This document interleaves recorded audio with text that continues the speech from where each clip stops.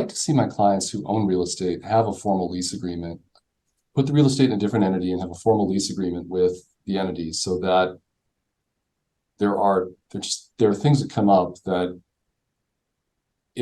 it's just helpful. And I can see here listed, most of them are scary downside things like, oh, if there's a default over here, we've at least got this, subset over here. And if you want to split the financing between real estate and operations, that's easier to do if you've got the separate entities. So those are reasons to do that, but it's also if you want to sell it.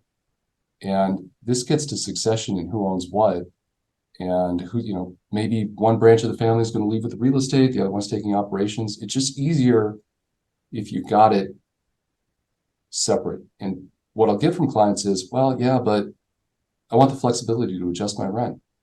That doesn't have to change. We can just change it. You can do a forbearance, or you could just send yourself an email that you agree. You really have to put on a hat, like it's this entity and this entity, but something that says we're letting you adjust the rent down because the store's closed because of construction, or just whatever it is. So having a formality, I think, benefits us from a right now standpoint, from an accounting standpoint, from an ability to assess what are our covenants and measuring our covenants, having them in separate things. Sometimes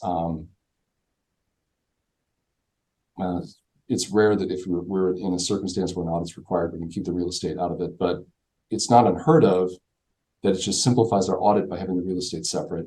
No, I think, I think what you hit on is important there on the separate entities for the real estate. I mean, obviously it's important, I think, for every business owner to understand, like you said, that you can wear two hats in two different entities and completely control what the rent factor is, what the lease agreements are, et cetera, whether or not it's in the operating company or outside the operating company.